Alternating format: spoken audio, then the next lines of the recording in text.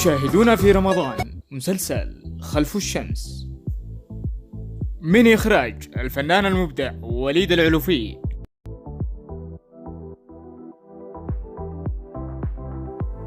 مسلسل جديد سوف يعرض لكم لأول مرة على الشاشة اليمنية وعلى قناة سعيدة، وهذا المسلسل من بطولة عبد الله يحيى إبراهيم بطل مسلسل سد الغريب،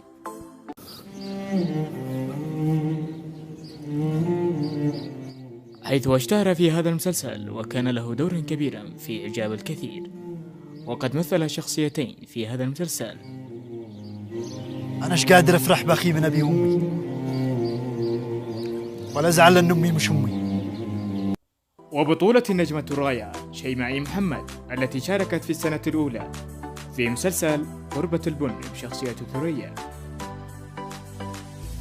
Hi Dr. Rosa. Hello. This is my uncle مسعود المرزوق.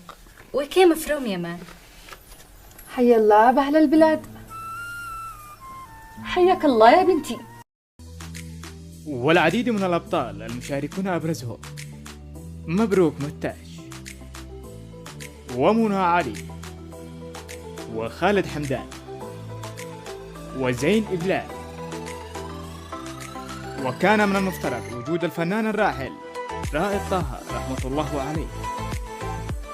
وتم تصوير هذا المسلسل في محافظة عدن.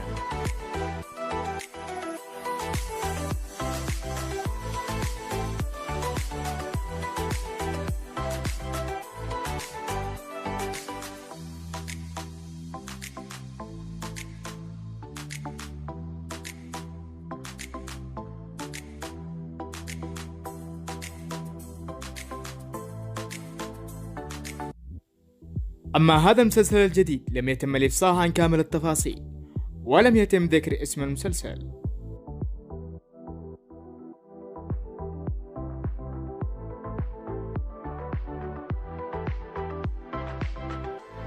أما الجدير بالذكر إن المسلسل تم تصويره في محافظة إب، بالتحديد مدينة العدين، ومن أبرز المشاركون نجمة الشاشة اليمنية رغد المالكي والفنان الكبير يحيى إبراهيم. وإليكم من بعض تفاصيل المسلسل بهذا الفيديو.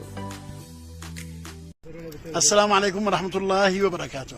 طبعا ورايا مشهد فظيع جدا لمدينة معروفة، أعتقد الجميع يعرف فين المدينة هذا، وفي مكان جديد لم يكتشف لحد الآن. جميل رائع جدا. احنا الآن في قمة تبة، ليس في بعدان. بعدان ورايا، شاوريكم الآن قمة بعدان ورايا فوق هناك، مثل تلاحظوا فوق مرتفع، هذا تحت ومكان مكتشف جديد.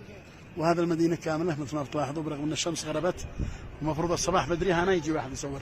هذا مدينة إب القديمة، هذا اللي أشير عليها الآن أنا، هذه هي إب القديمة. هذا المركز هو الوحيد اللي كانت إب، والباقي كله هذا كان زراعة.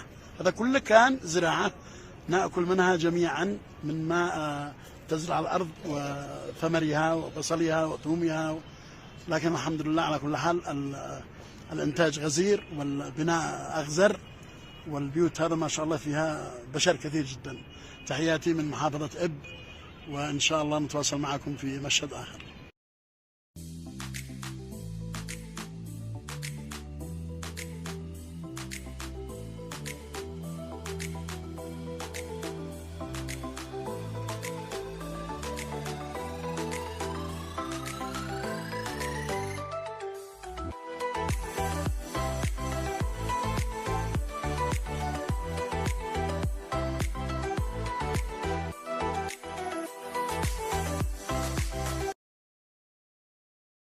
اعلان عدنا بنجهز، يعني قد صورت 4 حلقات، عدنا الشيء وفيهن 10، وبعدين نزلنا الفيسبوك، يعني قناتي في اليوتيوب.